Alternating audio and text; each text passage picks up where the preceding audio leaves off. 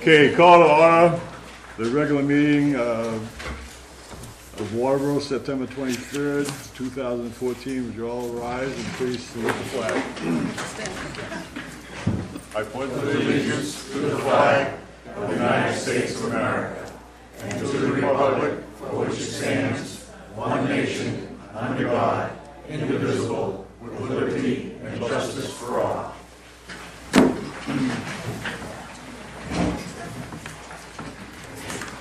Okay, any announcements? Yes, Mr. Chairman. I've got a couple. On behalf of the board, I'd like to express our condolences to our local member of the M.R.S.A on the passing of her father, Tammy Wells. And secondly, I'd like to, on behalf of the board, express our condolences to the Day family on the passing of Ginny Day, who was a long time resident of the town of Waterboro. She was on many of the committees, a very familiar face, mostly smiling all the time. Her passing will be sadly missed, and we express our best wishes to the family on that. And third, I'd like to say welcome to the people that were at the planning board meeting the other night that decided to take us up on the invitation to attend the Selectmen's meeting today. Welcome. Mr. Chairman, thank you. I'd also like to express the condolences to Victor Wright's family. Lost his father, Russell, who was a longtime resident of Waterboro. Victor has been a very supportive individual in our community, and he owns the Heritage Company. So, Victor and Roxy, wish you well. Okay, additions or deletions? Okay, appointments. High school principal, Chris Elkington.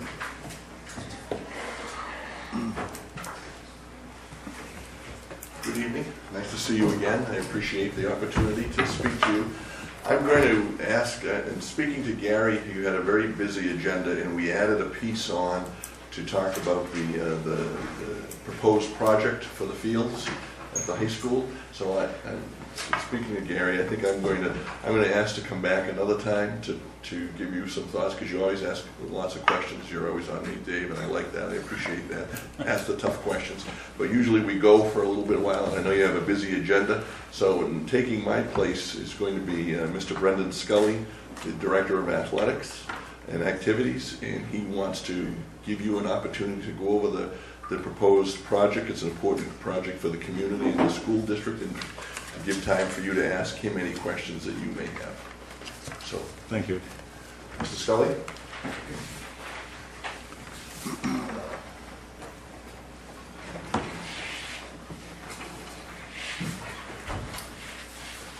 Thank you for having me tonight.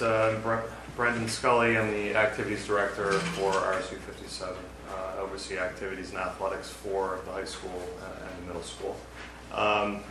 I came tonight to answer some questions and share some information about the renovation project that's been proposed for the athletic facilities at the high school. I believe, Gary, thank you for making available color copies of some, it's more of a blueprint, and also some of the updated information on a handout that is there as well. We have some frequently asked questions. We've had a couple of public forums at the high school that the public has asked us some questions in those meetings, and we've put together the Q&A for you as well. We have copies of that available. Just to give a little background, I'll try to go quickly. There's a PowerPoint that I'll show, but just to give a little background, it was about 2 years ago, 2012, the school board formed an ad hoc committee to take a look at the renovation of the athletic complex at the high school. I was asked to be a part of that as the activities director, and the chair of that committee was Josh Bisson. For the past 18 months or so, we've been meeting regularly, monthly, and developing the plan, coming up with ideas, looking at the needs, and developing the plan over time.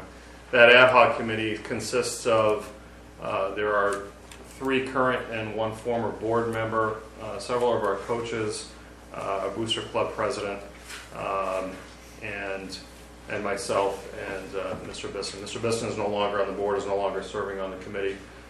Dominic Vermette is now the official chair of the committee for the school board. So that committee broke into 3 subgroups. There was a public relations subcommittee. There was an engineering subcommittee, and there was also a finance subcommittee for this particular ad hoc committee. We presented to the board at their last board meeting the finished product, which had gone over. We had hired the firm of, it was DeLuca Hoffman originally, and now is FST, which is Fay Swafford and Thorndike. Excuse me. Thank you very much.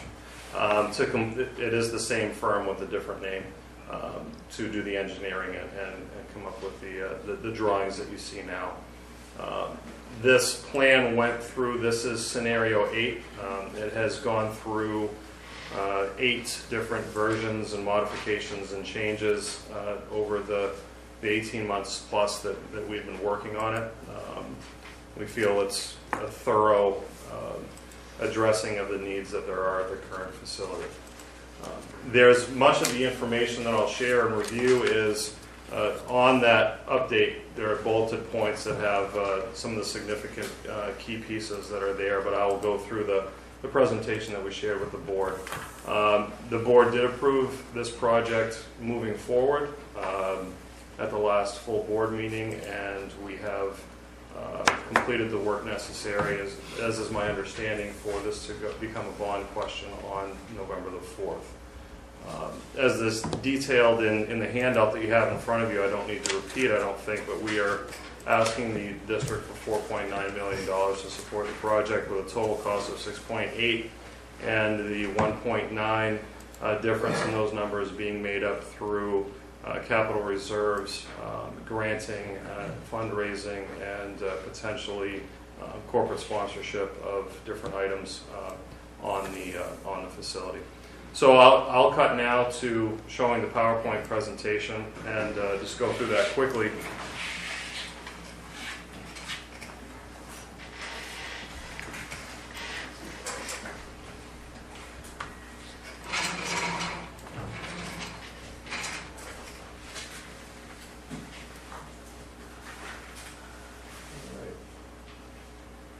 We're not projecting to buy that, but I did want to show you that. Right, we were, yeah, no, that is not a reference for shooting for the moon. There, okay, there we go. I was a little nervous there for a second. So, athletic complex renovation. So, I'll go right to, you all have I'll be cautious of the mic. You all have this document in front of you, and I do understand that this is a busy document, and I have asked the FST for something that would be more like a photograph, so that you could view, the changes and what's happening there currently.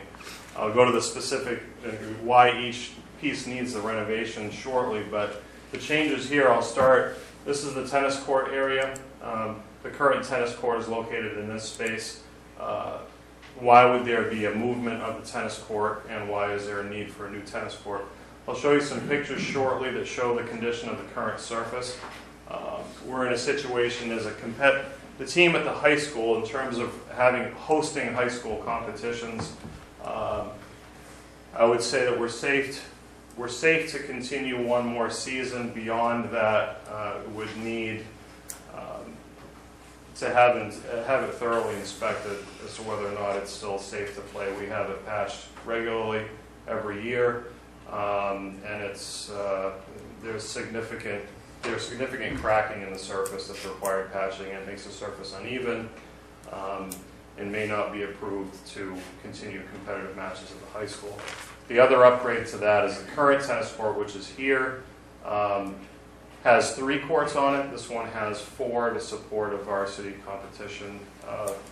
The way the patterns of the matches go with varsity and JV, having only 3 courts makes the competition very long, because they rotate, and it oftentimes goes into dark, and sometimes the JV matches don't get concluded. this would allow for the matches to go more quickly as you transition from varsity to JV. Moving to the next space, we have, this is currently the varsity baseball field is situated with home plate in this area. This would be a movement of the home plate, as was mentioned to us as an issue at the public forum by several members of the community with the lighting and sun and its direction towards the pitchers and batters. This would alleviate with primary sun angle being in this area here. When the sun, is setting in the afternoons, we'd get the suns directly out of the line of the batters, for example, who would be facing from this position, would be oftentimes facing out in that area. This would include an upgrade of the current dugouts. There would be new dugouts that would be constructed here and here on each side. There are also, as you can see, or I'll come back to later, in this space there's concrete slabs that will be poured, that are planned to be poured, that I'll come back to in a little bit. The softball field at the high school is not currently used by the varsity team, it's used by the JV team.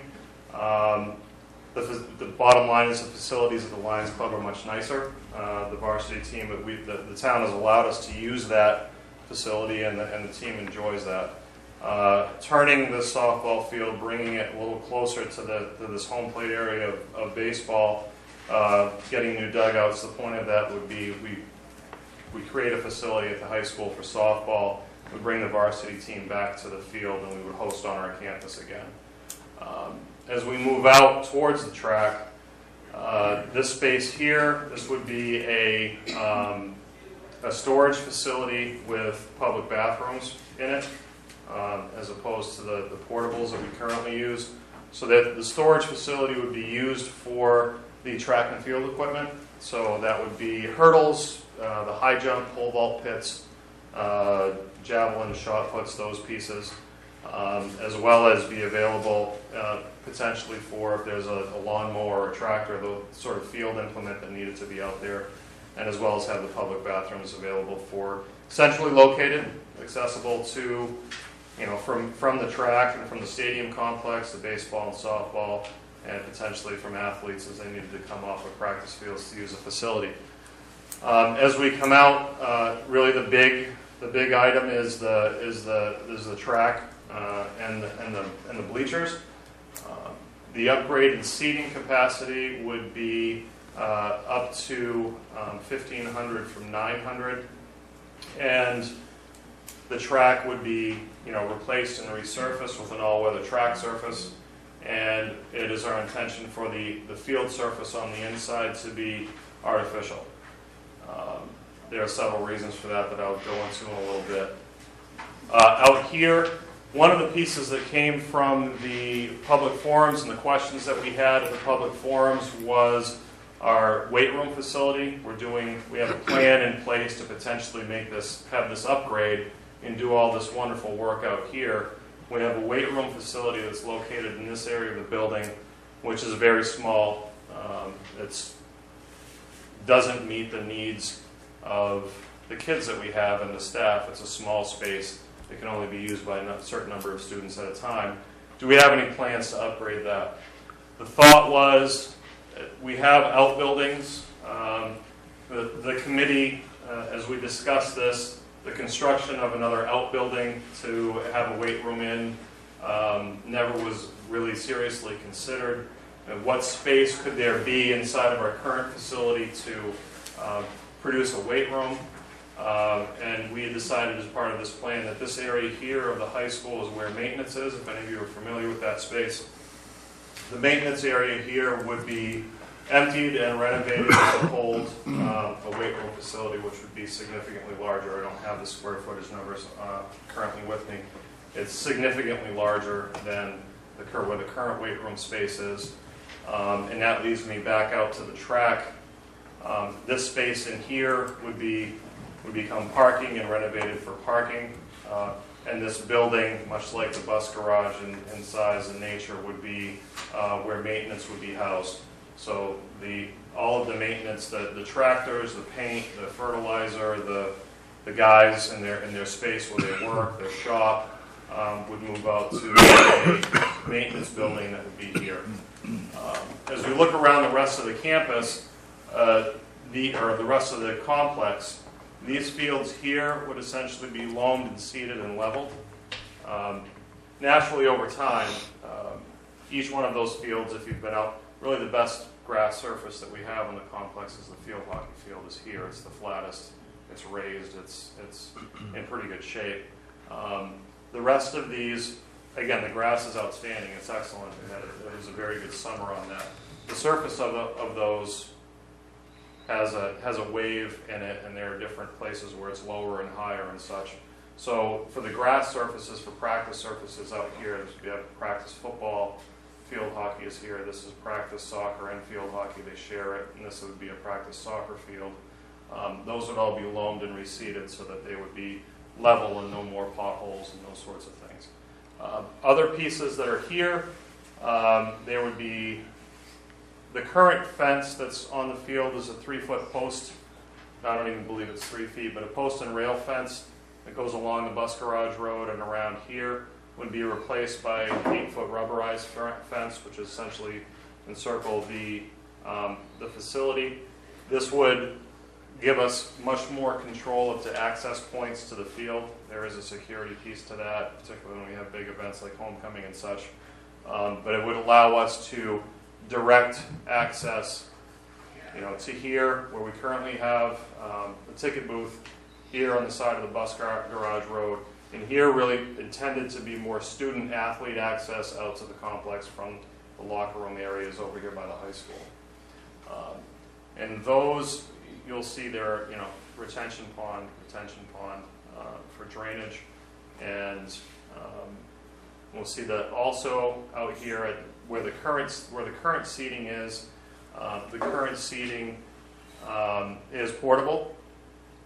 The idea would be to replace that with a permanent bleacher that would have locker rooms underneath it for use by the teams that are out there. Now, when I earlier mentioned some concrete slabs in this area, and there would also, although not showing here, in the area by tennis, the purpose of those would be for these portable bleachers that now exist on the visiting side as well as on the home side would be used and moved from season to season so that those larger, nice portable bleachers would be able to be put by a softball game, be put by a baseball game, be put by a tennis match, so that there would be an upgrade in seating for those. That's a little bit of a closer look at the stadium complex. I think I've fairly thoroughly gone through those pieces. Why is now the time to make this happen?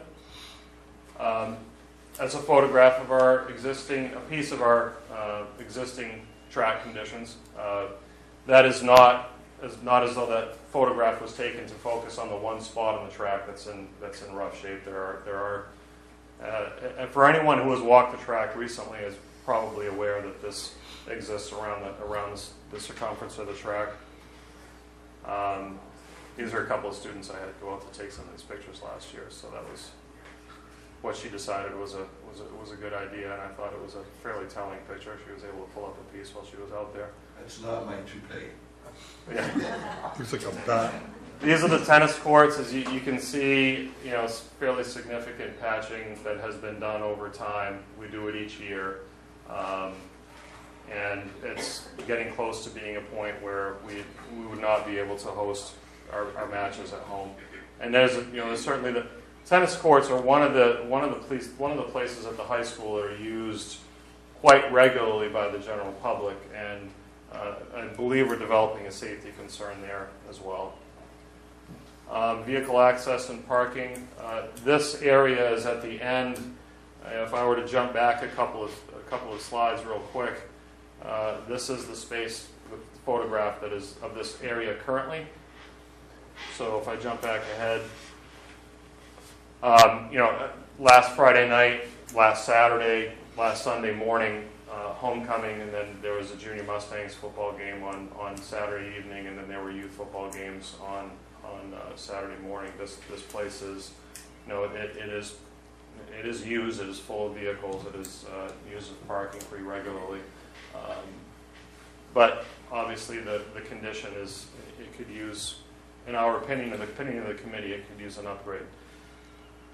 Athletic field storage. These are original buildings, circa, as I'm told, these are original buildings circa 1970.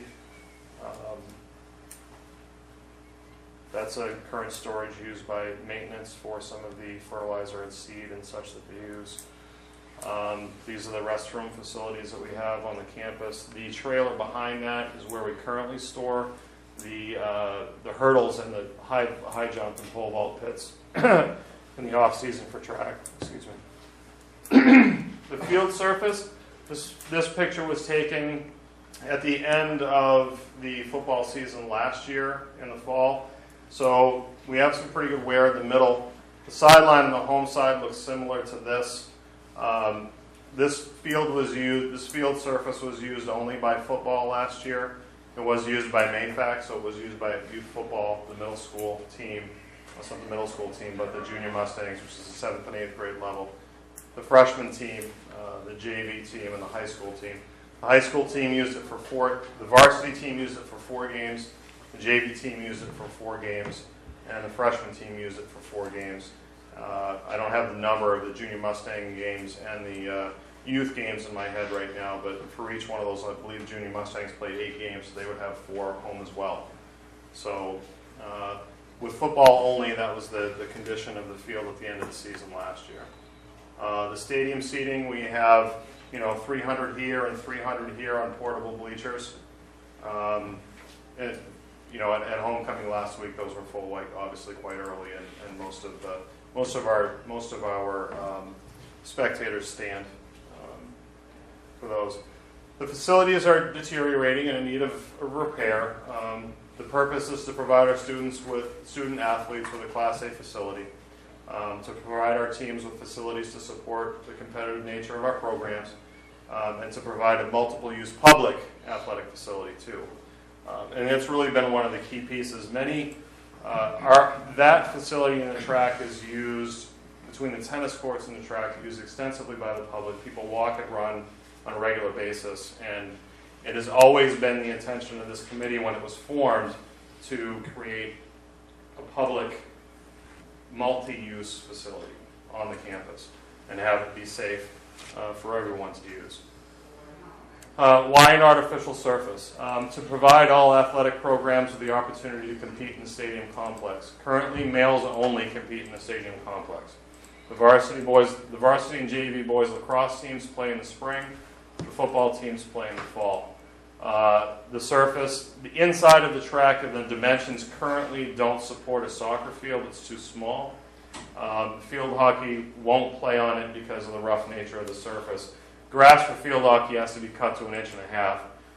If we ran a mower deck at 1.5 inches across that field, I'd be afraid to see what the outcome would be of that due to the uneven nature of the surface. Girls lacrosse chooses to play in the soccer field because it's a nicer surface. But basically, we have male sports only currently using the stadium complex, and that's due to the dimensions and the nature of the surface that's out there. If we had an artificial surface, weather conditions will not ruin the surface or cause cancellations of games unless there's lightning. The maintenance is minimal and the surface would be under warranty. That's for 10 years. The Fitzpatrick Stadium surface is currently being replaced. It's 2014. That surface was installed right around the year 2000, so they've gotten beyond the 10 years and are, I believe, at 15 years with that surface before replacement. And that's with an older product that isn't as the same quality as what's currently available. An artificial surface can support widespread public use. I was approached by a semi-professional football team to use the stadium complex and field for their games this summer. I couldn't support that because of what you saw the field look like before. That wouldn't have. I'm not selling that as that would have been a huge, income for us as a district, but it would have been something. There would have been a charge. We would have pulled in some monies for that. we would have the opportunity not only to do that, but to do other things as well, hosting regional track championships, state track championships, and other, other competitions, whether it's a state soccer game or something along those lines. And competitive balance league-wide, as we look at the quality of our facilities, I would rank in terms of the 16 teams in the SMAA currently are clearly, if not at the bottom, very close to the bottom. And, for example, and as it relates to the competitive balance, we had a field hockey team compete in the Western Maine Championship last year as a very talented group of young ladies.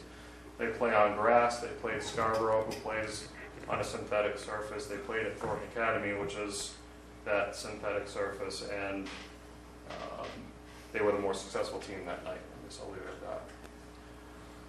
What are the opportunities for our athletes? More access for more athletes. More middle school access, increased and varied team access in the fall and spring, a safe venue for our track and field athletes to compete and to practice. We haven't hosted a track and field event at Massabesic High School since 2005.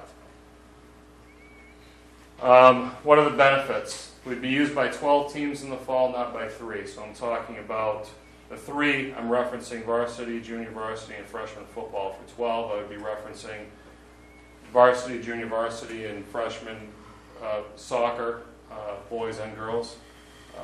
Also, field hockey, varsity, JV, and freshman. Could be used by 4 lacrosse teams. We only have varsity and junior varsity for lacrosse, boys and girls. So that's 4 teams on those. And the 4 track teams in the spring. When I say 4 track teams, I'm referencing also the boys' middle school track and field team and the girls' middle school track and field team for 4 track and field teams. It would be available to all the youth programs for games, Massabesic United, M.R.S.A, and other organizations that needed it for their events. We provide the public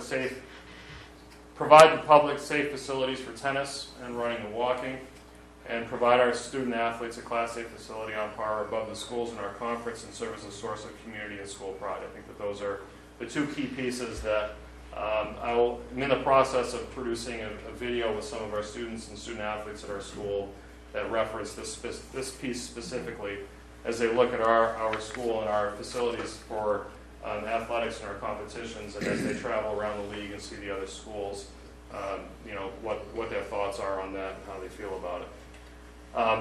Now, for the important piece, the financial, it was all very important actually up until this point, but I know that this might have been the more attention-grabbing piece of the presentation. This was put together by our business manager, Colin Walsh, so I'll do my best. Financial details of the field renovation project. Anticipated cost is $6.7 million. The committee has recommended that part of the project be funded with grants and donations, potentially corporate sponsorship, as well as utilizing a portion of the district's reserve funds. The remaining portion will be funded through use of borrowing monies, as we are on schedule for the November 4th bond. Approximate allocation of funding. So these are the numbers that I think are on the handout that you all have. The town's approximate share of loan payments is broken down here by Colin. I'm not the expert for this piece, but that is the breakdown. So that's monthly payments as well as the total. This PowerPoint is available on the district website. It's available on the school website. It's also available on my own website. There's an activities website that's linked off the high school page and has all the athletic announcements and updates and information and such. So it's available there too. So these, I could certainly share this with Gary, email it to Gary, or leave it on a pen drive for copying and those sorts of purposes, but that is available on our websites. Funding information, term of funding would be 15 years. Interest rates on the bonds currently range from 3% to 4.25. Interest over the term of borrowing would be the $1.551 million. Total annual payments of principal and interest for a bond would range from $334,000 to $506,000. And here, the average cost per home valued at $180,000 those were numbers calculated by our business manager Colin Walsh last fall. As the average median home value in the district would be approximately $3 per month over the term of the loan based on 2013 town valuations. On average, a total cost of $540 per taxpayer over the term of the loan, 15 years. And that was that on the presentation.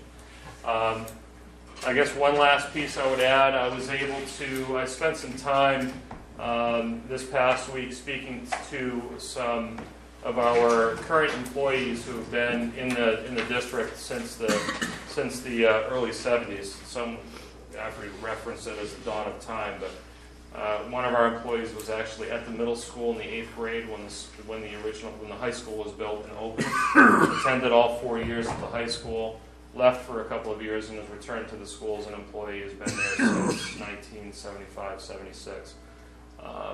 As I discussed with this individual, what are the things that have happened on the complex in the interim, in the 40 plus years since the school has been open, for changes on the complex?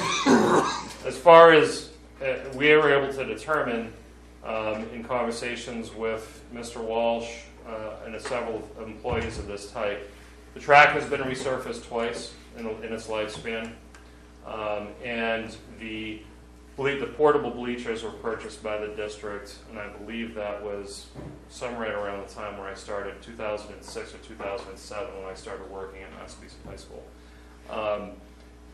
The other pieces that have been upgraded on the complex, the lighting, for example, that's on the soccer field, was purchased by individuals and in cohort with the booster group.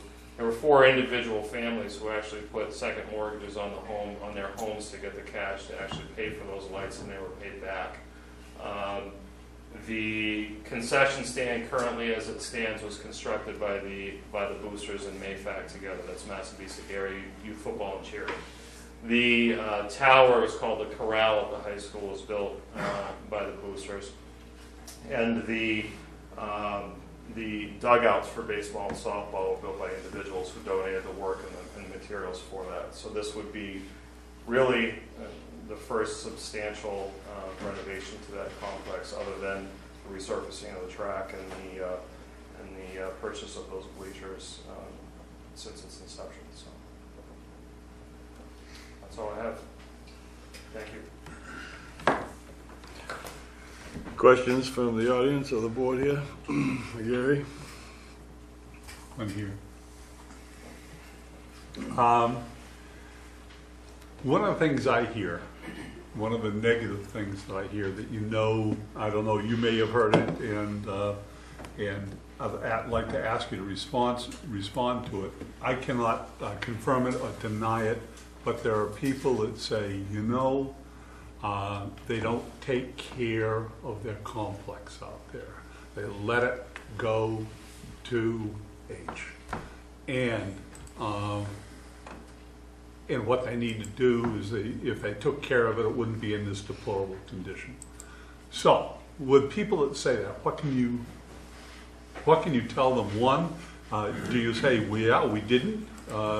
Or no, yes, we did, but time took its toll? And also, what about if this new complex goes in, how does it look 20 years from now? I would say both. I've been working, I moved to Alfred in 2002. I've been on the complex as I was coaching in another school. I've been on the complex regularly each year since 2002. I began working at the high school in 2007. I took on this role in 2011 as the activities director.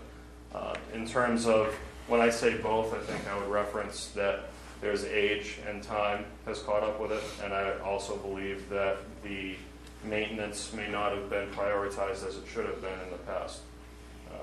My statement would be that as long as I am here and the administrative team that's currently working in central office in the high school going forward, that would be a priority, particularly as we had the residents of the district trust us with this project.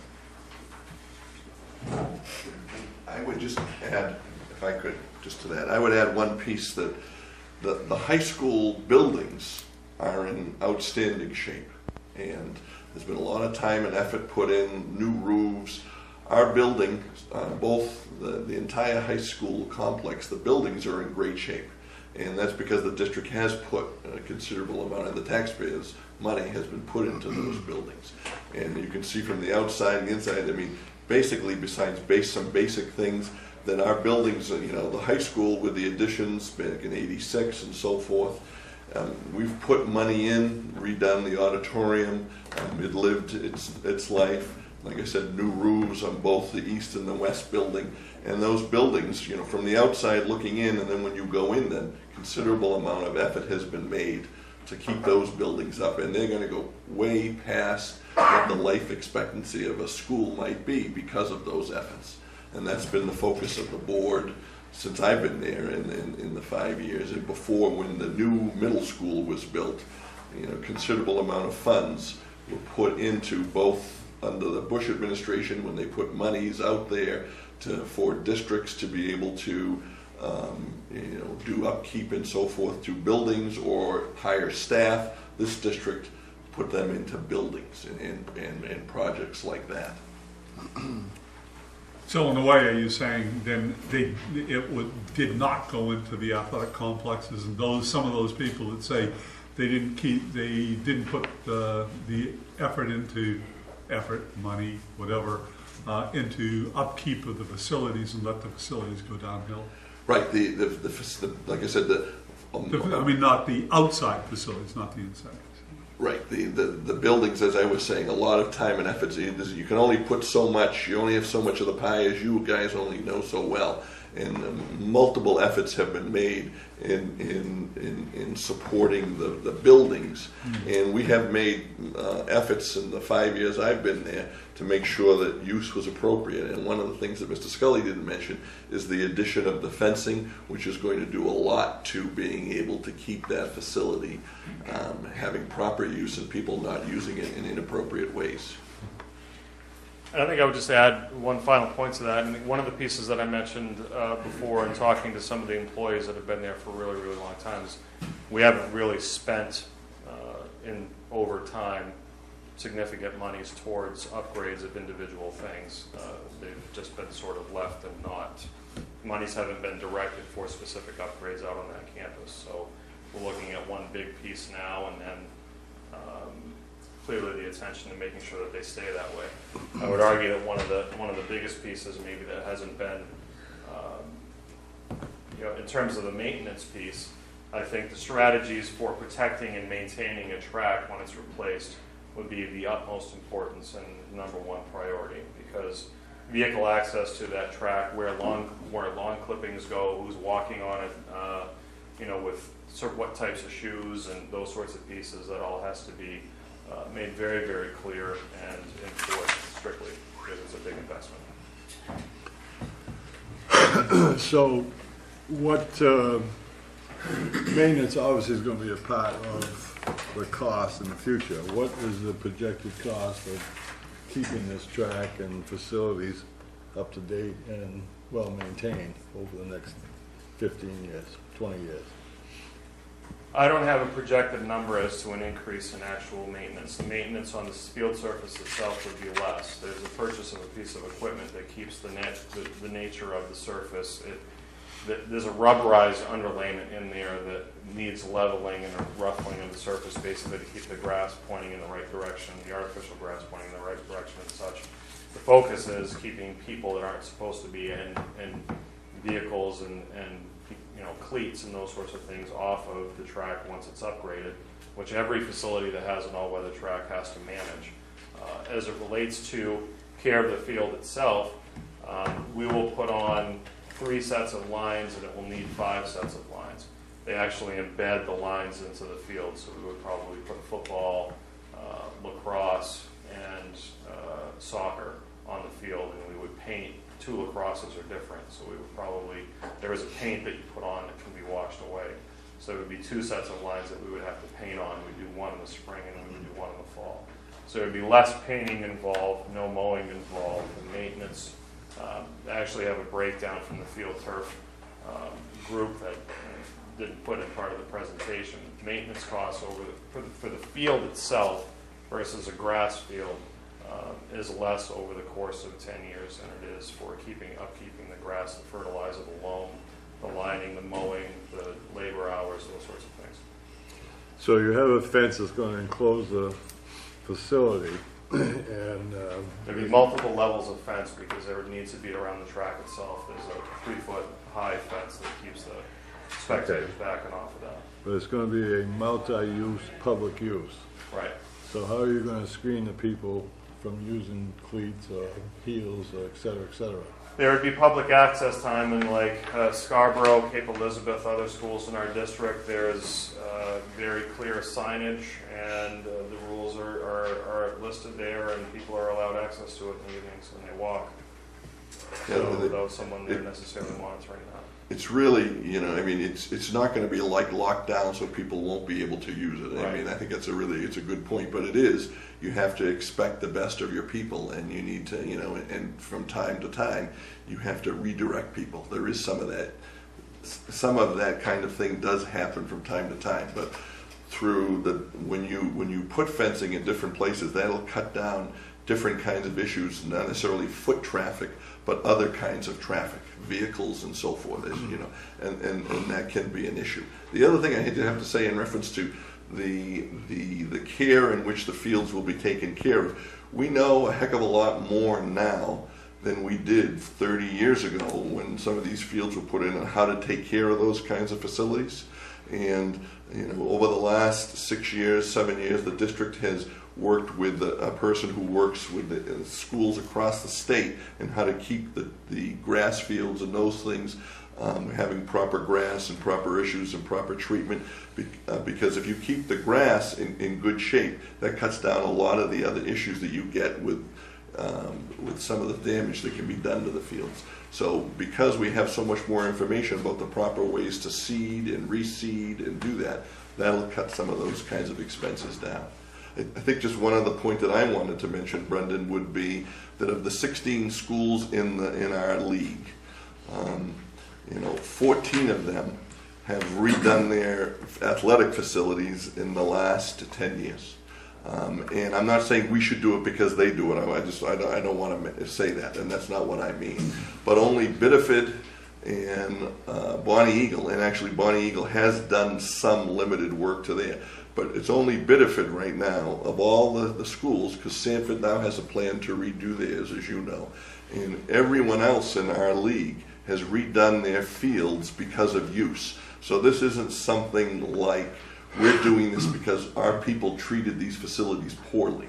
It's because facilities get lots of wear and tear, and you've got to redo it, and just like we do with our backyard and the lawn, if you get a lot of kids or whatever it might be, you got to do work. So we're not jumping the gun as compared to other districts. We are really one of the last ones that has not redone their facilities. Even the private schools within our league have done work because their facilities needed to be upgraded. So I just want to make it clear that the wear and tear is not necessarily a community, like we can't trust our people or our schools didn't take care of facilities. We're just following that, and I don't mean following them because they did it, we want to do it, but these facilities are due for an upgrade. But the timing sucks. Understood, yes. You probably said it better than I would. Dave, a couple of things. First of all, if you're going to say how everybody's taking care of things, take the shed picture out of your presentation. Because that doesn't really speak to our people take care of stuff. And I would suggest you better know what the operating cost impact's going to be when you have your public hearing on the 20th, because I don't know, it's not going to go very far. So you should know what the business impact is for the maintenance. And yeah, there's going to be a lot of things. My concern is, just like, and I've been on this board for a long time, and I've been associated with funding and everything else of municipality since '83 in this town anyway. So I know that we're going to reach a point where funds are going to be tight at the educational level. all right? All levels. So, yeah, and just like the picture of the tennis courts, that's neglect because the school board, not their fault, priorities, didn't take care of the tennis courts. So it's hard to, I mean, and I know everybody's gonna say, yeah, we're gonna take care of it, we're gonna do all great things. Somehow, there's gotta be, and whether it's a fund, a perpetual fund that goes into maintenance that says it's guaranteed to be there and there's X amount of money put in, so it's there year after year. Because what's going to happen is, as we all know, is we're going to get cut by the state or we're going to get cut by the feds. And guess what's not going to get funded locally? So I don't think, any of us want to be here, 10 years from now or whatnot saying, gee, well, we had to buy books, right? So we didn't take care of it. So, I mean, it's a fairly significant commitment for the town of Waterboro. And you can do quickly the numbers. Probably in this town, it's more like $50 or $60 a year for 15 years for a homeowner. And I get a little defensive, I guess, when I see people talk, well, it's only $3 a month, okay? Tell that to the person that's on a fixed income.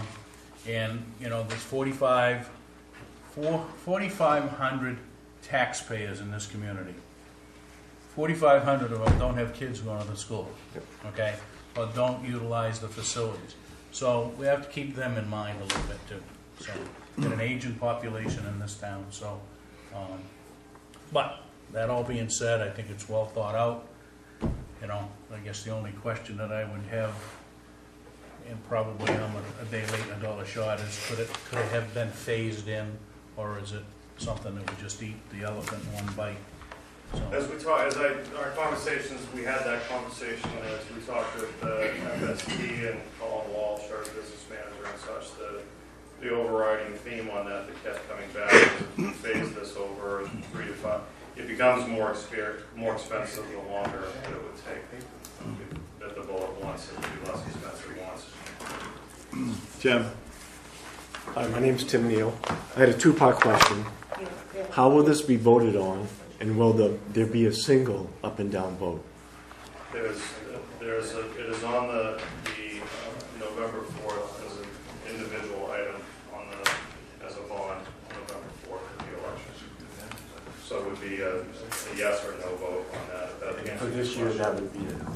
What's that? For this year, that would be, if it was voted down, that would be it. That would, for now, yeah. Thanks. We would have to go back to the drawing board.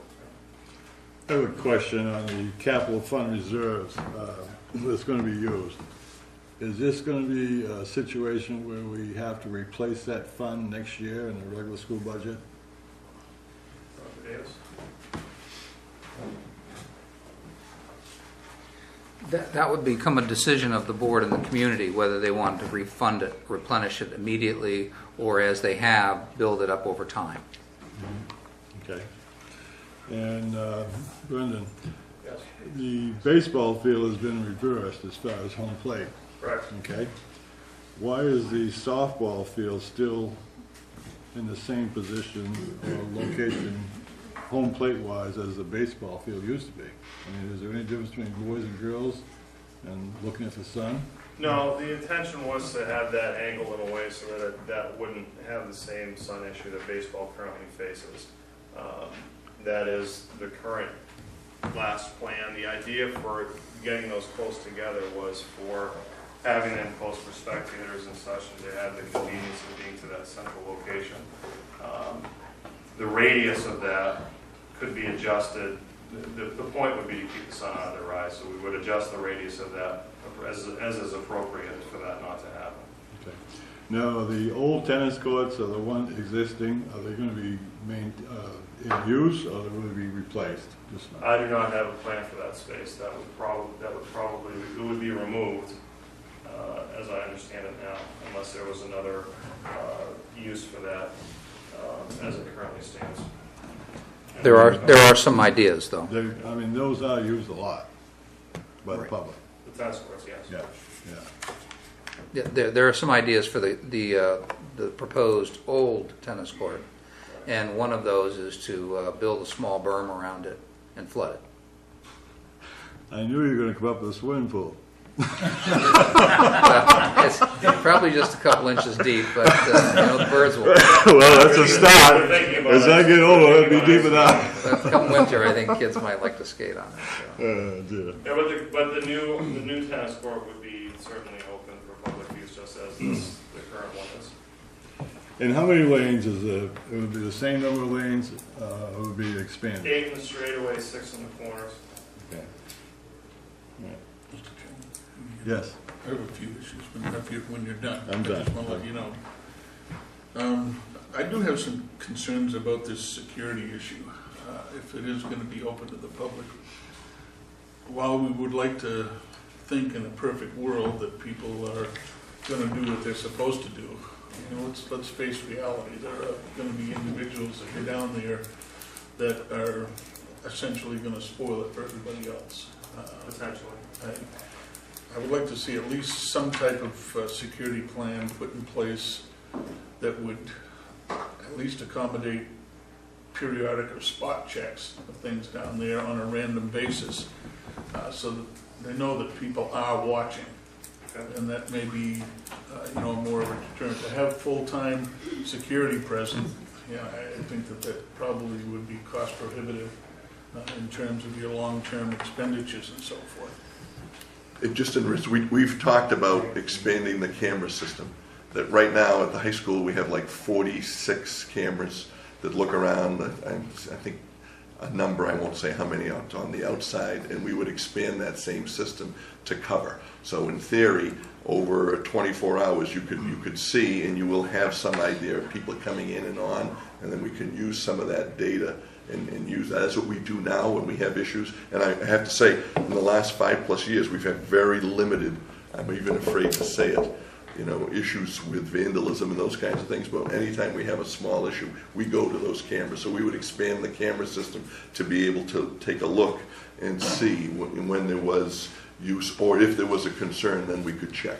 I wasn't specifically referencing the vandalism component of it, which I'm sure could be controlled by video, but he had mentioned that the track is critical to the type of footwear that you're going to be wearing on there, and I doubt that you're going to be honing in on their feet. Probably not. Right. No, really my direction with that was specifically about what you see in a lot of places is, the football team walks across the track. Well, there's a method and a way of managing that, because they obviously have to get from the locker room out onto the field. That you put across the field, and that is really sort of the direction I was talking about, is managing the foot traffic, the type, if you have foot traffic of that nature, the girls are playing lacrosse, the boys are playing soccer, the boys are playing football, whatever it might be, to have those pieces in place so that that's not a constant wear across one portion of the track.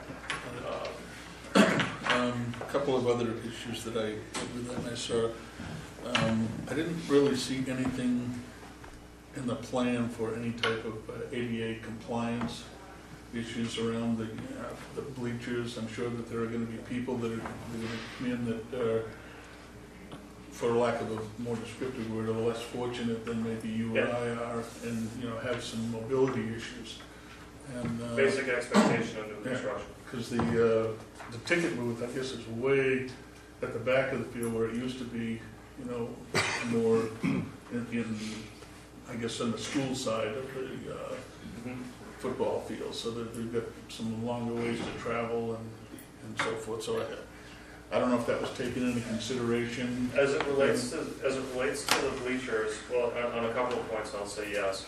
As it relates to the bleachers, new construction would legally require for them to be ADA compliant. So that in terms of access to the bleachers, that would be expected. And the parking upgrade, if we're able to pave near where, in this area here, if we're able to pave in here with all the handicap parking here, that would be direct paved now, access onto the home side here through that gate, which we currently don't have. None of that is paved, so it's a fairly steep incline for someone in a chair to get up. The third issue that I am wondering about here, I'm really glad that you have public accessibility to this. I think that's a crucial component, because so often high schools, I don't think, integrate the public into it. They're fairly cloistered. You know, this is a school gymnasium, and that's all it is for school students. And when you have other groups that could go in, you know, like men's or women's basketball and volleyball and so forth, I think that only enhances the school system within the community. But when you said the multiple use, I didn't see where you mentioned it all, or whether you'd given any consideration to use of those facilities by people that I guess are handicapped, or I was thinking more like, you know, Special Olympics types activities, or people that have disabilities that might want to use those facilities as well. Any local program or even non-local program are typically, if we have a local nonprofit, for example, we haven't charged for use of facilities. So any local program, any local nonprofit program, or for-profit program that wants to use the facilities, we have access to that. We have a process of allowing that, and we always do. I think one of the things, there's a real key component of the community connection to this school and to this facility. I think that is really important. I think one of the things that's been a point of emphasis for me in 3 years, I think if you went to the school, I don't have this on, so if you went to the school any night of the week, whether it was in the summertime, the school building during the school year, I think to a degree I drive some of the maintenance and custodial people crazy, because I've only lived in the district for 12 years. I've been on the campus quite a bit. I think it's a busier place in the last 3 years than it has been in a while. We have people constantly on our campus, whether it's youth teams, whether it's adults using the tennis and track, whether it's people in classrooms at night. And again, I think that's driving some of our custodial staff crazy, but I think that's really been the whole theme of this whole piece, and my work there is to get as many. I want the room and the buildings and the track and the fields full as often as they can be. So certainly any group that wants access to that, whether it's you know, a Special Olympics type or anything, would be certainly, you know, local groups would be given that priority, but certainly welcome to it. And the last item I jotted down is, I know it may seem a little far afield, but we do live in a rural setting with a lot of woods and so forth around, and I'm wondering what attention have you given to the control of animal control, I guess, with respect maybe to, because you are going to have a lot of grass areas, the soccer fields and the hockey, the field hockey fields and so forth are going to be still grass. What are you going to do in terms of, you know, like woodchuck control? And another issue is mole control. If you have that track, I know that I have an above ground pool, and the moles have got down in and got underneath that, so that the bottom of my pool now has these little furrows in it. So if they do that underneath the track, they're going to undermine the integrity of that track. That would be something to be ahead of and not respond to. We haven't had an issue with that. We haven't had an issue with, specifically as you mentioned, moles and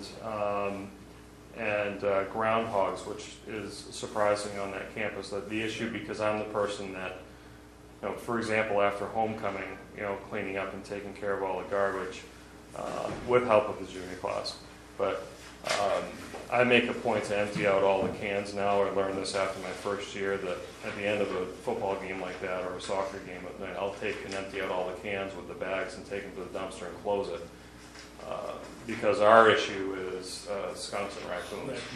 Those are the ones that are out there constantly. And our response has been pretty effective to just get the food and to get that stuff out of there. They're not as drawn to the space. But that would certainly be something to be ahead of and not have to respond to. For sure. I just know that I don't so much now, but at the time when my girls would go into Massabesic, we'd go to their soccer games. And I've seen on occasion you know, woodchuck there, but it's usually been along the tree line where a lot of people park in that grass area. Bus garage. Well, no, it's on the road, I guess, leading to the bus garage, where the girls' soccer field was, or is, or I don't know where. necessarily now. So I know the potential is there. Certainly. And I would hate to see that, erupt onto the field, because it's not only dangerous to the players, but, they breed all kinds of crap. Well, to have the public agree to spend what we're going to ask them to spend on the facility, it would be obviously very important, both from the security standpoint and the road control standpoint, to make sure that it's cared for and secure. So, agreed. Thank you, Mr. Chairman. It's one of the more impressive fencing systems I've seen around the high school playing fields is down at Noble. I don't know if you're looking at similar type fencing, because that, I was thinking of animals, there probably not many getting in there. Right. And that's Noble's a place I used to work at as a frame of reference I've used for that, and also Scarborough High School, because of they have the synthetic surf track on the surface track on the field on the inside of their track.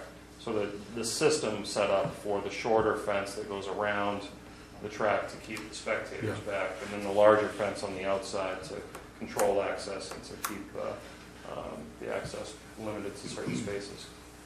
That's the plan. Dennis?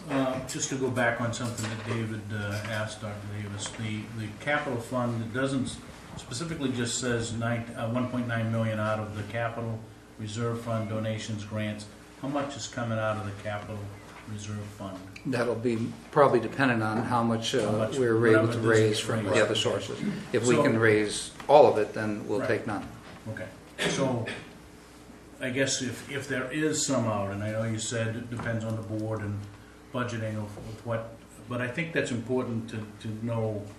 Number one, we know what the capital cost is and what it's going to cost the municipality if this goes through. Is there or is there not an increase in operational costs because of the new complex? And I think if in fact capital reserve fund is hit, there's got to be some plan or some recommendation of how quickly that gets replenished. I think that all fits into what is the net cost to the municipalities when that all shakes out. So the reason you have a capital fund is because you did, prior to my arrival, make that a priority as a community, a greater community, and started funding that. So I don't see a desire to change that, but to what extent, I don't know. Right, and I would assume that'll go. Correct. If it gets used, it'll go, that'll be a priority to put it back in there, but that's an additional impact of this whole scenario, basically. I would like to address briefly the John's question about non-maintaining. There are very few facilities that are 40, 50 years old that don't require some sort of rehab. I think whether it be the town or whether it be a personal home, but for the most part, those of us who are in the public eye and build facilities for the public generally figure a lifespan of 40 to 50 years, and that's what an architect will tell you. And at that point in time, you rehab it. And I often refer to the Alfred Town Hall, which is a very nice, majestic, older building. But when you walk on the inside, you can see that it has been done and redone probably multiple times over its lifespan. I don't know the history of this building. This looks rather new relative to the age of the town. So everything has its turn. We believe this is the turn for now the athletic facilities. And you're right, it hasn't had the amount of attention that you paid to build a middle school, to rehab the high school, to rehab the old junior high school. You've done all those things as you've gone along. So people have not spared dollars to maintain facilities. It's just simply now this is the turn of this facility, we believe. Anyone else have any comments or questions? Yeah, I do. Yes. Want to come up, please, and introduce yourself? I think $6.8 million is a little ridiculous for a field that only a few people are going to use. And then he says, well, we're going to have to buy a piece of equipment to maintain it. We're going to buy more security cameras. We're going to buy more fence. They're not showing any money for that. That may be nothing to you, but there's a lot of elderly people in this town that can't afford the taxes as they are. And they don't get no use out of this. And you people, the bleeding has got to stop somewhere. You just can't keep taking and taking and taking. Jobs aren't keeping up. Money's not coming in like it used to. We don't have it. Now, would you state your name for the record, please? Herman Allen. I know who you are, but we need you for record. Yeah, I didn't see anybody else state their names, but that's fine. Thank you, Herman. Anyone else? Okay. One last item we'd like to hand out to you is that we're taking a census of the educational program. Refund checks? Educational program, and we're looking for your input. There'll be meetings for the public, and you're obviously welcome to attend. We hope that you have any suggestions, that you pass them along to us. Thank you for your attention tonight. Thanks. Thank you. Thank you. Thank you, brother. And we will reschedule you, Kristen. Okay? All right, very good. For an exclusive with David. Okay. Hearing or delegation? Any? Yes. My name is Ross Indio. Just for point of information, is hearing of delegation of time for the public to speak to the board? Yes. Okay, it's just different terms that are used in different communities, and some people aren't aware that that's what the time is for. I'd like to thank the Mr. Littlefield for attending the planning meeting. I didn't know that you had to, which was with regards to the campground and the expansion. And I also want to publicly thank the planning board, the chair, and the members that are also here this evening for their diligence in listening to a multiple of people who came to that hearing with a lot of concerns. We learned as summer residents and as citizens of the community full-time, that live here full-time, that we should have been more diligent, and we should have been at the meetings in May, because the issues that were brought up at the planning board, and the planning board has no jurisdiction over them, we learned that very clearly, had to do with docks and moorings. And we were informed very nicely and very professionally that the select board had asked the planning board to look at that issue, and over a very long time. And when it came to time for public hearings, nobody showed up. And I was one of the nobodies that showed up. And I think what the planning board saw, and you saw, was what the interest became was when a business is deciding to expand and also to change the setup at the end of the lake. Again, we know that there's no jurisdiction, that the moorings could go in and the length of the dock could go in. And Andy was nice enough to read to the public exactly what they can do under their rules at the planning board. But I would ask that based on what took place and the fact that the lake is very, very important to the community. I've been on it since just right after I was born. My wife parents owned the camp before the fire, in fact, in the late 20s. And I think that the passion that was shown at the planning board should have been at the hearings for the discussion on the docks. They weren't. And I, as a person who have been involved with the public for a very, very long time, know that when you sit there, you need input from the people, and then you have to make decisions, and some of them are very, very tough.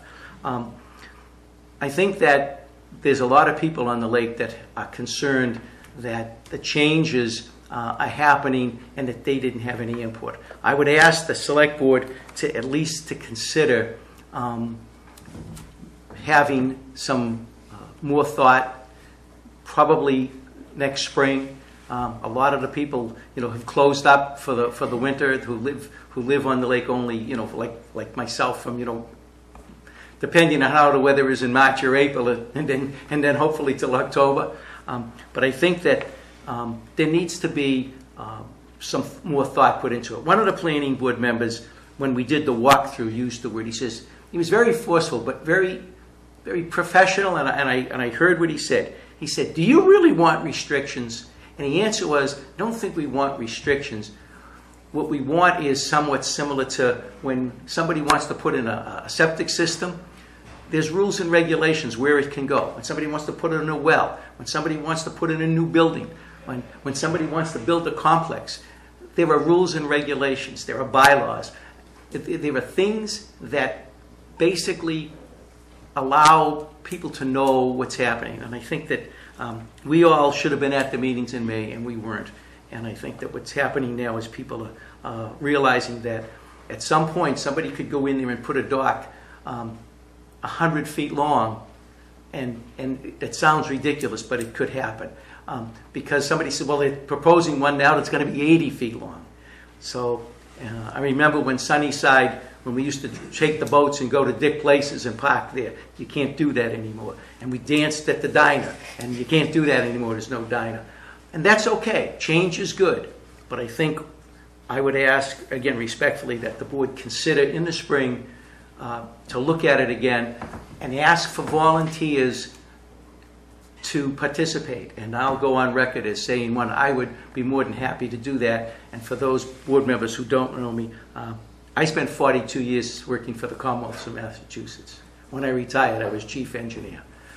I think the plan that's put forth for the expansion of the campground, from an engineering standpoint, from drainage, from sewer, gray water, and so forth, is excellent. I spent a lot of time looking at it. I went out, I measured it, I looked at the queues and the traffic. Was there issues? There's always issues, just like. But I think that if you ask for volunteers from the citizens of Waterboro and the part-time citizens of Waterboro next spring to get some input and to do some feedback, I think you'll see some volunteers come forward, and I'll go on record as saying I will be one of the first to volunteer to help gain information and present it back to the board.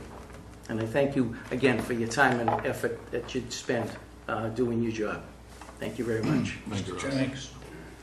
If I could just respond briefly to this gentleman, because I had told them at the planning board meeting that I would raise the issue with the other members of the board to place this on the agenda for reconsideration of the dock ordinance and try to get some more input into that, because they were, I would say that the meeting that took place, though it wasn't heated, it certainly was, to use his word, I think, compassionate. There were a lot of people there that admitted their, I guess, negligence, for lack of a better word, in making themselves aware of the public hearings that were conducted by the planning board and by the Board of Selectmen that they probably should have been at and weren't. And I would like to clarify one point. When I stated that no one showed up, I meant that sort of figuratively. There was one couple that did show up, and they had a concern because I don't think it was as much of a dock issue as it was a neighbor dispute, a land dispute between neighbors. So that I sort of removed that from the argument. But there was nobody there to speak, I guess, as eloquently as you just did from the podium.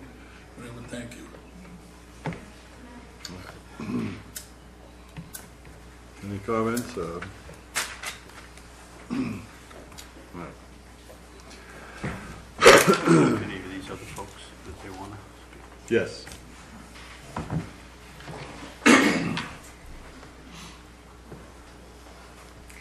My name is Joyce Lincoln. I've been on the lake over 50 years.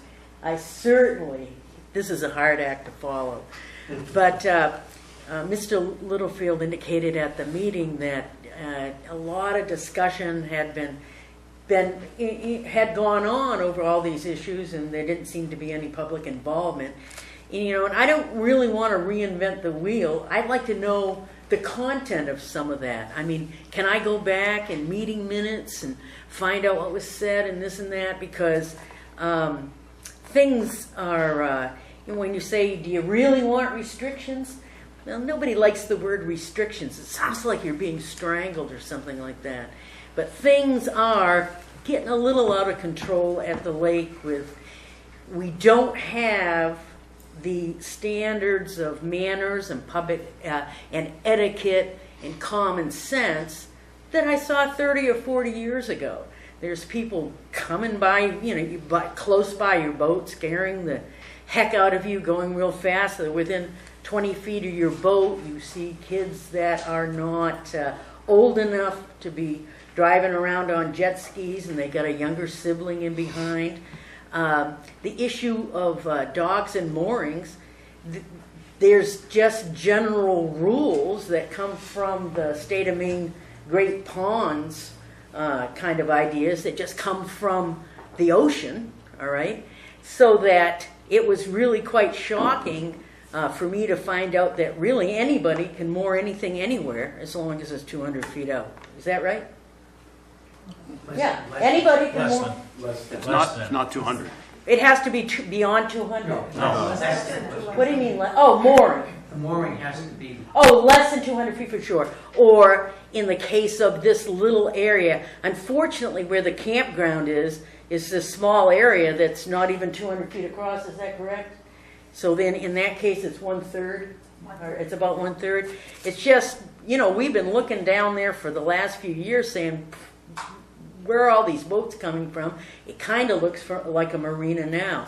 Now, I'm not against expanding the campground because by and large I think that's probably a good thing for Waterboro to bring more people in, more money, more groceries, more enjoyment of the state of Maine. My objection, one of my objections was the fact that they didn't have a rear entrance. All right, it's just becoming so big. It really, to me, they should have an entrance on the McLucas roadside, in my opinion. And but I don't want restrictions because everybody starts talking about New Hampshire, everything's so totally, all restrictions, this and this and this. No, we don't want to go that way. But how that happened in New Hampshire is problems got out of control, nothing was put in place, people didn't have anything to fall back on, and then what happens is everything goes completely the other way. So it seems to me there should be, some general rules in place about lake usage and whatnot. And I don't know what they are. And like I said, I don't know what's been discussed in the past. But if there's anybody that could give me a contact name, or I could go back and see what's going on before, because I don't want to waste the board's time in the future. Thank you. John, of course, everything we put in place here, one of the things that comes down, every rule that we put in place, we have to monitor it and enforce it. So if you say docks will be of such width or such length or so far from a property line, etc., then you've got to get down to the lake and measure all this stuff. So that is an issue too. And the minutes of the meetings are available. Yeah. No, I've got two people all over me, so that's great. Okay, anyone else? Yes, ma'am.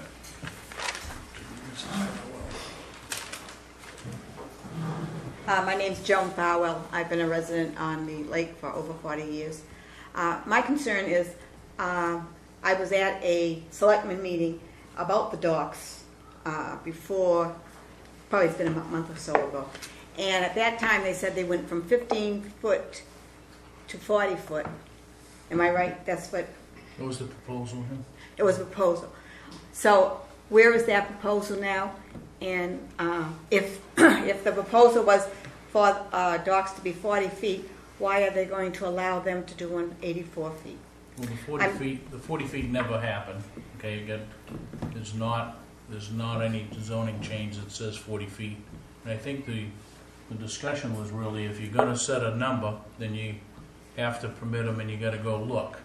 Okay, if you set a number and just arbitrarily say, well, nobody can go do that. So I think at the current stance, and they go back to maybe a move to reconsider here in the spring, but there is no requirement. That's what we found out now. That being said, if we go back to the first meetings that we had on the campground expansion, I think the owner was very in tune with the fact that he had 8 or 9 docks there now, and that when we dealt with him in the state, or maybe it was before him, but with this, because they're all in the state right away. I think he was amenable, and Tim, I'm not sure whether the planning board has talked about that, but he was amenable to saying, I will not have any more docks than this, right? And I don't know if you guys can condition that or not. I would think you could condition it, but Andy's looking around the Yeah, corner. I'm looking around the corner. I'm just wondering if we're crossing a line here because the applicant isn't here. Right. This should Yeah. not be a hearing or a discussion on a campground. We're talking about the lake and lake issues, but when we start going into campground issues, No, I'm just, Yeah, the the only reason I applicant brought it should up be is aware of because having a meeting it about was a the public hearing, a public workshop that we had earlier in the year, Yeah. so. and Right, and that's there's just my gonna- con- my and there's gonna be concern. more discussion with regard to Yeah. the And, campground, right? so what do you have to do to get an ordinance for the size of docks? There is nothing you can Well, do. you certainly can solicit the board to consider a number. We would take that and pass it on to the planning board, but I think the discussions that took place between the planning board and us for some time, right, was, you know, we had a code officer that said, well, they shouldn't be 15 feet, should be 40 feet. But the code officer also didn't want to have to permit them, so. Yeah. I think the real issue that killed the dock, old dock ordinance, is when we were talking about the dock ordinance, and we talked about it many times, and we were throwing, we had a 15-foot number, we had a 40-foot number, it becomes an enforcement issue. Uh-huh. And then you get into harbor master, and who's gonna enforce it, and then if they're permitted, there's gonna be a permit fee every year to put them in and take them out.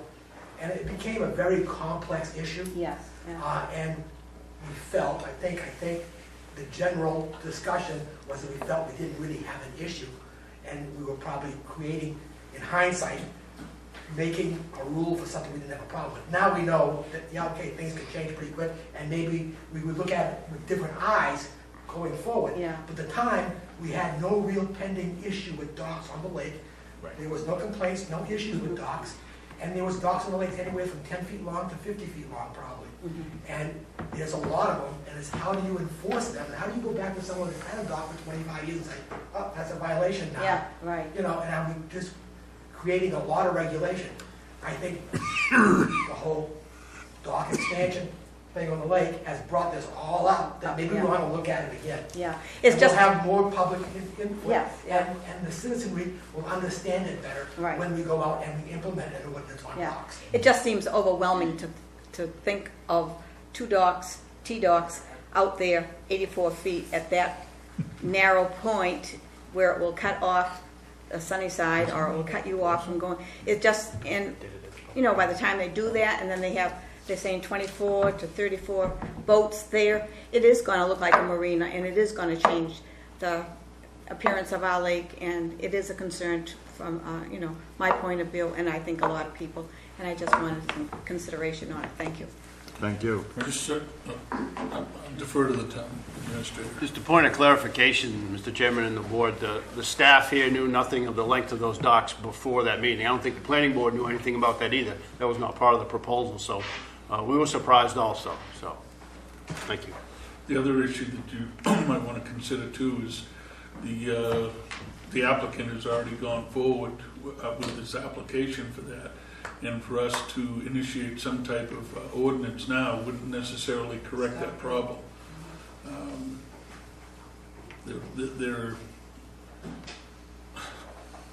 I just don't see a way that we can go back and say, okay, well, since you made this proposal, we're going to go back and change it so you can't do it anymore. That's just not fair play. The first proposal I heard was the planning board.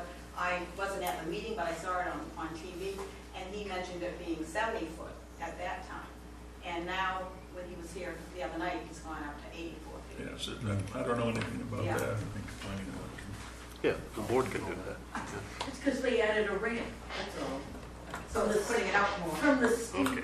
because it's a little steep where they added, go down to the 70 foot, 14 plus 7. But can I just ask you this? Even if we did have a 40-foot ordinance, does the planning board have the power to approve the 84 feet? You know, if if someone proposed it. You know, I heard all this conditional stuff all the time. You can do stuff conditionally. Wouldn't someone be able to approve it and make an exception to it?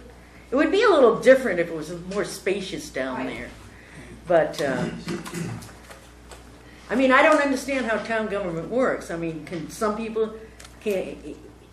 if we did have a 40-foot ordinance, would it be a moot point? The guy wouldn't even be able to put it in his proposal? I think the simple answer is the planning board has the right to condition the approval of that expansion.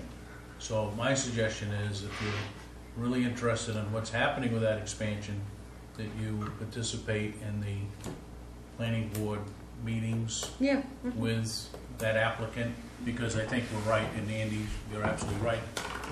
We shouldn't judge. No, absolutely. I totally agree. The planning board is going to go through that exercise. Yeah. Plus, we're pretty much bound by MMA rules not to discuss Right. an application. I mean, in general, like Andy says, obviously. Could I say something? Sure. Well, Everybody else has. Thanks. I think one thing that came out of that meeting was a lot of people recognized the need for some kind of enforcement of fees. I heard that a couple times. And it's not just the docks, it's the moorings. It's the way people behave on the lakes. It's almost like a recipe for a harbor master. So, I mean, it's just raised everyone's awareness, I think. Fish and game should be controlling That part of it. behavior. Yeah. They don't have the personnel. Right. You know, it's like anything. I mean, without feedback, you know, you have to make decisions, and the feedback is good. So that is good. Ross? I'd just like to ask a question.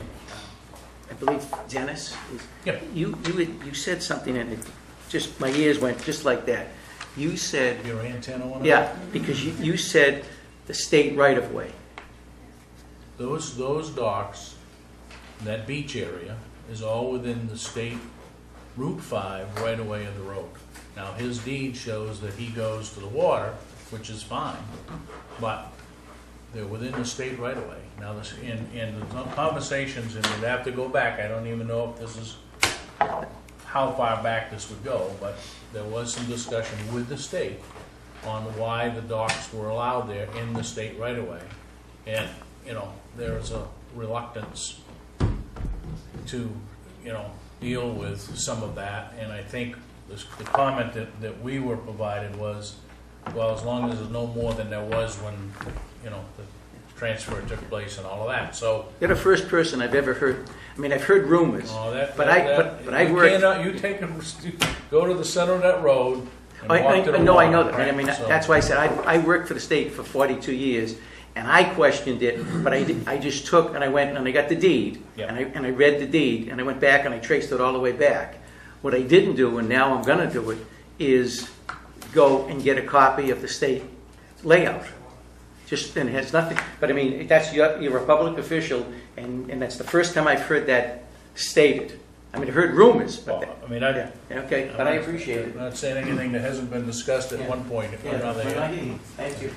Okay, anything else on this? Okay, moving on. Correspondence. We have Representative Libby's newsletters, Senator Tuttle's newsletter, and the treasurer's report available if anyone would like to look at those. Selectmen's reports. Dennis? The only thing I got real quick, this Saturday, 9/27, Eco Maine, where all of your recyclables and household waste go, will be holding an open house from 8:30 a.m. till 11:30 a.m. on or at the Eco Maine facility on Blueberry Road in Portland. So if you're headed in Route 22, it's the last left-hand turn before you get to the overpass of the turnpike. But and you're more than welcome to go there. I would suggest if you plan to go, that you go to the website ecomaine.org, and there's an RSVP for you to go there, so that they have a tag and stuff there. You can tour the facility. You can look at the waste to energy facility, recycling facility. Very good. John? I'm fine, thanks. Gordon? I have two things, one of which is going to be very brief. I was going to report on my attendance at the planning board meeting, but I think that we probably have discussed that to death. The second thing is I would just like to publicly note and acknowledge the efforts of a member of this board who some time ago had an occasion to travel out of state, and he observed something that he thought was particularly noteworthy at a location at one of the airports. He came back, presented that idea to the board. We had our discussion on it and basically gave him the go-ahead.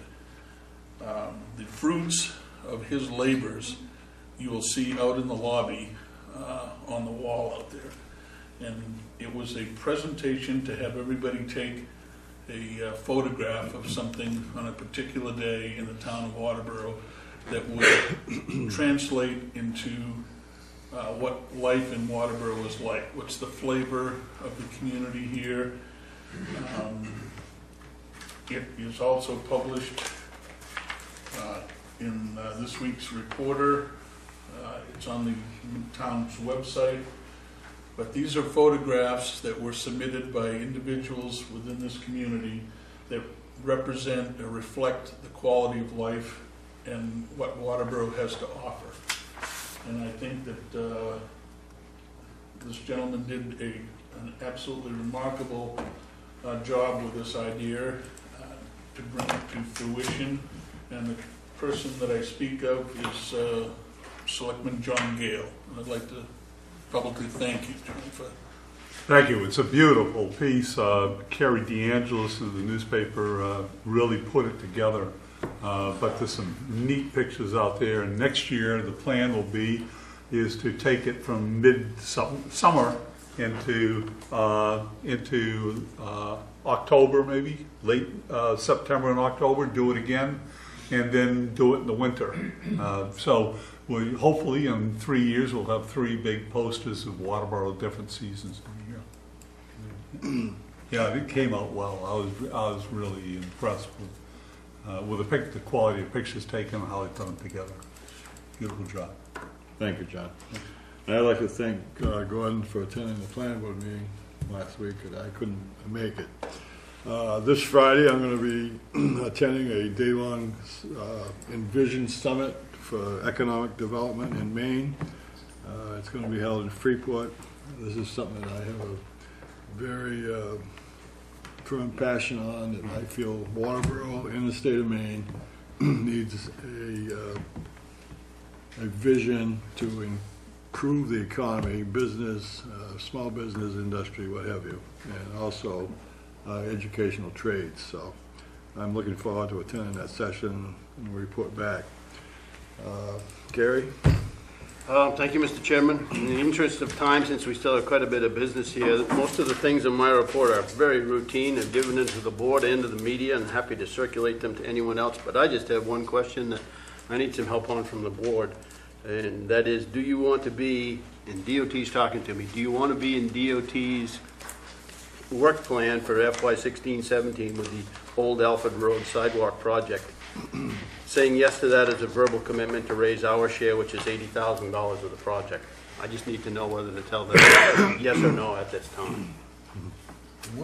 What is their plan? It's the sidewalk project that was agreed to before, is what I understand. Some drainage and then sidewalk. I believe that's what it I was. believe that plan is approved and ready to. No, I understand that we're all rebuild. set with it, but I just get a little antsy with the DOT saying this is our plan. I don't know that it's changed at all Okay. from the last version of it. Yeah, I would like to see their plan too, because I get a little leery when someone from the government comes up and says, I'm here to help you. It has a tendency sometimes to help us in a direction we don't necessarily want to go. Though I have heard a lot of concern for people in the area that wondering why we've never gone forward with sidewalks in there because of the number of kids that work, that walk to school and any general pedestrian traffic there, and I just kindly tell them that the voters voted it down at town meeting. And that seemed to quell that discussion. I think part of that, though, is that we may be able to do a better job at educating people on why it may be necessary in there, so that when the vote does come, maybe there'll be a different outcome. So why wouldn't we give Gary direction to, we may very well be interested, we need to understand what the whole plan is, and we'd have to take it to town meeting again. I mean, if we say, yeah, we're interested, does that commit us to raising $80,000? Keeps us in the work plan list. I would recommend you say yes to this, and if something goes awry and we have to come out, that's not going to surprise them, and they can move on to another priority project. All right. So the difference in this one, I think, is is the state is initiating a work plan, whereas before we were going to be applying for a grant for safe routes to school. So it's a little bit different there. And we did do some of that engineering work already. Yeah. Quite a On bit. dime. Quite a bit of it. All right, does that need a motion or just a verbal? How about this? I'll suggest, unless I hear otherwise, I'm going to tell them we're still interested. Okay, Yeah. Okay, thank you. Yeah. That's it from me, thank you. okay. New business, discuss vote on a committee appointment. We had Ted Doyle in, applicant for the public safety. What's your wishes? We'd make a motion that we approve the application of Mr. Doyle to the Public Safety Committee. I will second that. Okay, moving and seconded that Ted Doyle be appointed to the Public Safety Committee. Those in favor? 4-0. Discuss vote to schedule a public hearing on proposed revisions to the Zoning Ordinance Section 2.08. I would suggest that could certainly be done at October 14th. Okay, And the proposed change to 208 is what? Seems how we get a bunch of planning board guys. yes, please.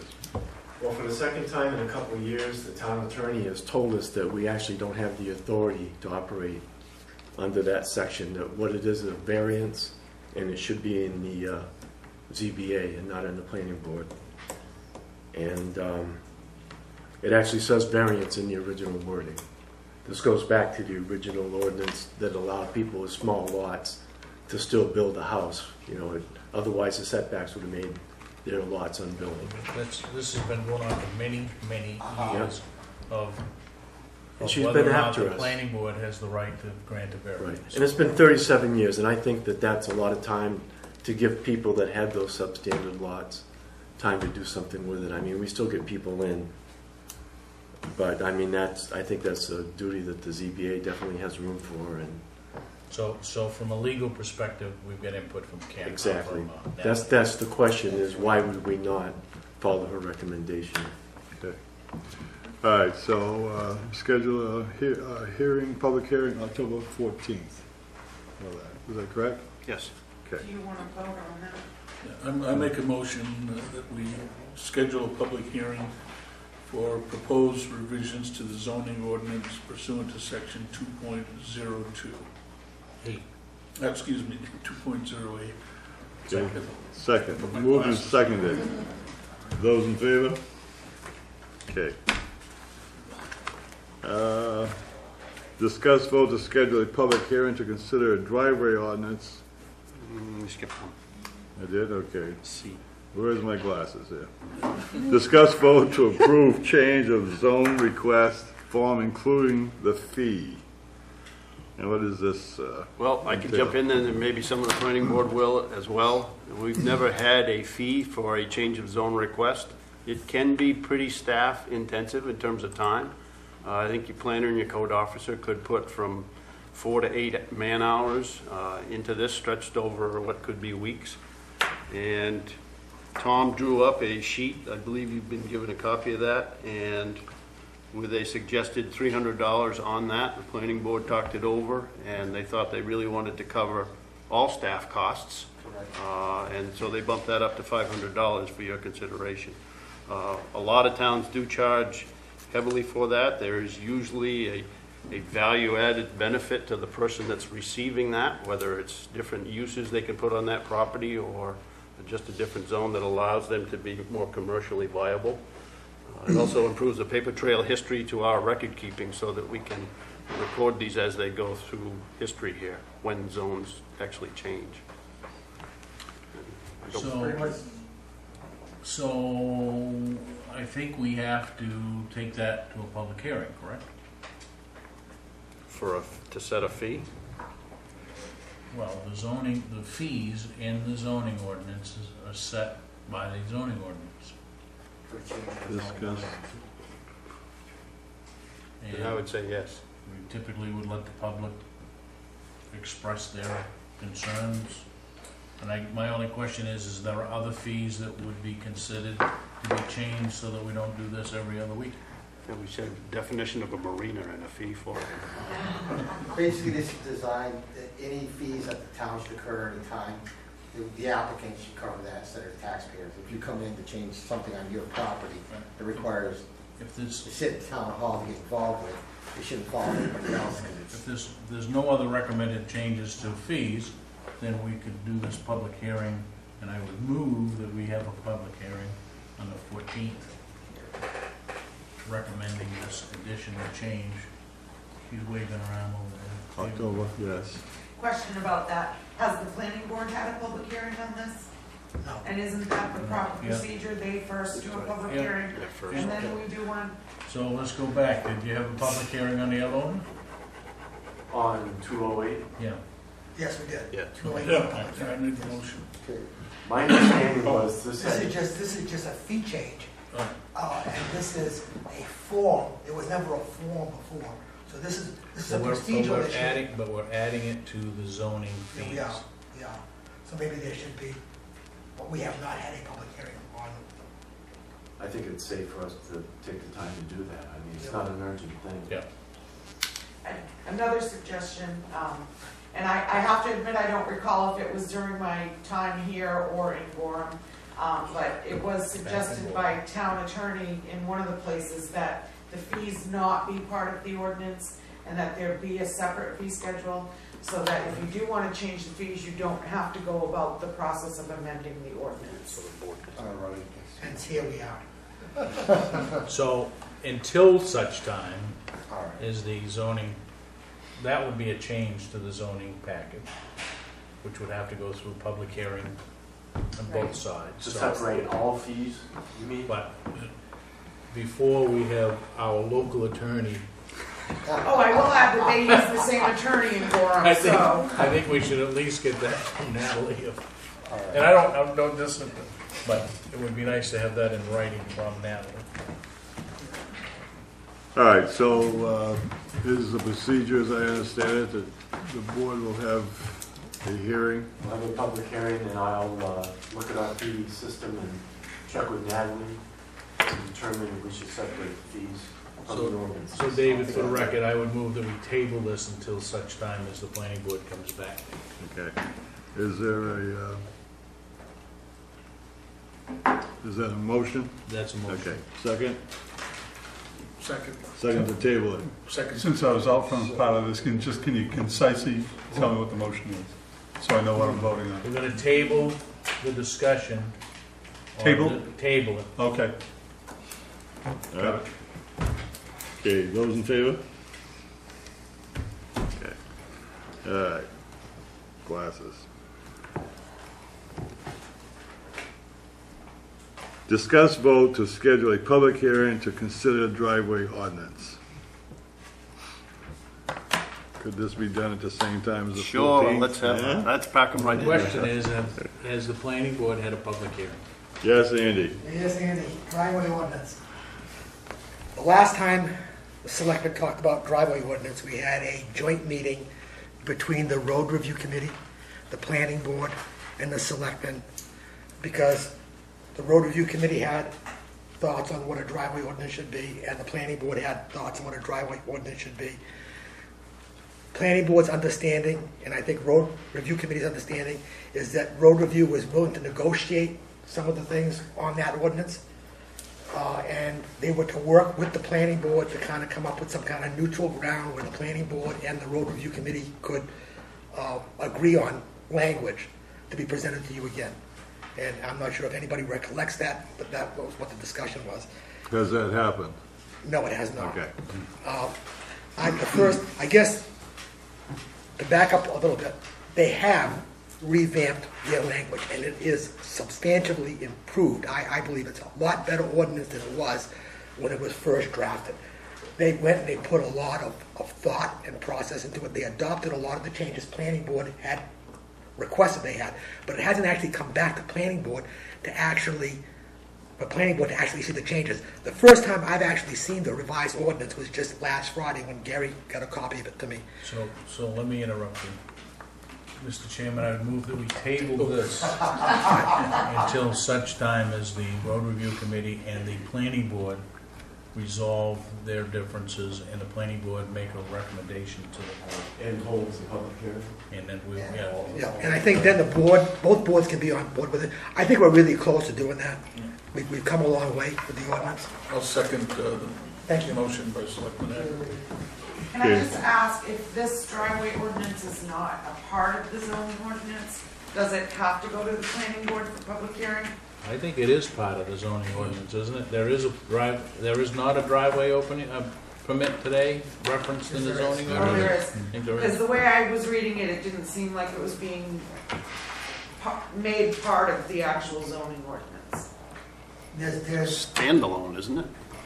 Well, I think I it's think being referenced. there's what's come into play here since that last meeting was charter changes that I think have changed how the process works. And whether or not the road review committee has to come to planning board or not, I don't know. But just simple logic to me says that if you get input, and it's input that is well warranted, it's just in everyone's best interest for everybody to look at it. At least when it comes to public hearing, we don't have planning board members here saying, I'm on the planning board and I'm against this totally. It'd be nice that if the planning board's on board with road review, and I think we can do that. Based on the changes that I saw that were made, they really put their front foot forward and really have tried to meet us halfway. My issues with what are left are basically definition issues, and I'll give you an example of one of them. One of them is the traveled way. And I said that in this ordinance, we have to define traveled way, because traveled way is pretty vague. And it becomes very important in this ordinance for sight distance. So it says you have to define sight distance for traffic so many feet from the traveled way. And the traveled way, as defined now in the ordinance, under the new ordinance that review put together, was where a vehicle typically drives. And that's just way too vague. I think it ought to be more like the edge of the pavement, or center line of the road, or edge of the ditch, or something that can be defined. Because if I'm a developer coming in, I'm going to say the edge of the traveled way is the edge of the 50-foot wide right away, or the edge of the shoulder. Someone that doesn't want to give you the permit is going to say, no, it's the edge of the tire. So I think we have to clean up these definitions so that it's not an issue of Vague. It's not vague. Just clean it up so that it's not vague. Well, I think that we have something that's, it's going to be in ordinance form, that is going to have some ambiguity to it, that we have to have that vetted by the town attorney. So I would suggest and request that the chair call for a vote of my motion to table. Thank you, Dennis. What will we do on a chip? It has been moved and seconded that we table this driveway ordinance until more information has been shared. Those in favor? Okay, 4-0. Thank you. And there has been a lot of work done on that. It has been. It has been. Yeah. Okay, update on Ladder Auto property, there is no update. Discuss vote to sign a warrant and notice of election for the November 4th, 2014 Regional School Unit Referendum Election, okay. Athletic fields. All right? Need to vote to approve to sign it. Yeah. We got 9 copies here to do it. Okay. Okay, I have a motion? I move that we sign the warrant, notice of election for November 4th. Yeah, I'll second it because it becomes a moot issue if we don't sign it. There's still gonna be no. Okay, then moving second to sign the warrant for the notice of the election of November 4th Regional Athletic Complex bond. Those in favor? 4. Okay. Old business. Other, discuss vote on the approval of the September 9th regular meeting. So moved. Second. Okay, those, Wait a minute. Take your choice. Okay. Aye. Gordon was first, I think. Those in favor? Okay. Review status of annual town meeting. We want to just, Kinda beat that to death. Yeah. I really think that can be Okay. removed from the other at this point. I okay. agree. Yeah, this time. We pretty much settled that. So take it off. Yes, please. Week's action list, One- which will be Mr. for, Chairman? yes. We have a question from the I'm floor. sorry, did you skip over item E in new business, or did I nod off? You nodded off, okay? I said there was no report. Okay, thank All you, right. sorry. Yeah.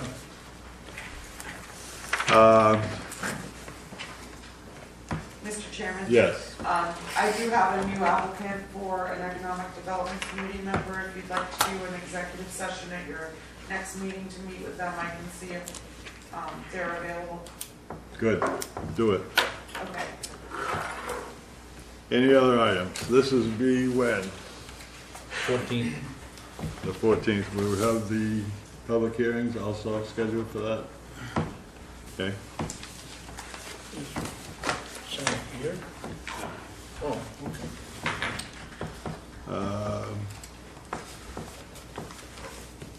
Anything else that's coming up that anybody know of?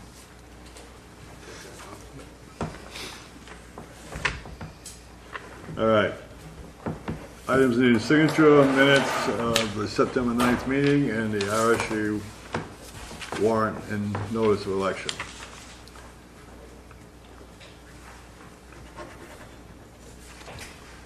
Are you signing?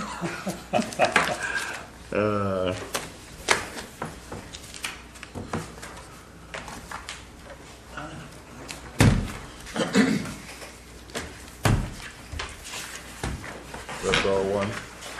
That one is, yeah. We don't want to adjourn now, Mr. Chairman, we just want to Yeah, vote to go into executive session. right. Okay. Do I have a motion to go into executive session per Title 1 M.R.S.A. Section 405 6C to discuss possible land acquisition? So moved. Second. Second? Those in favor? Just one, guys. Okay.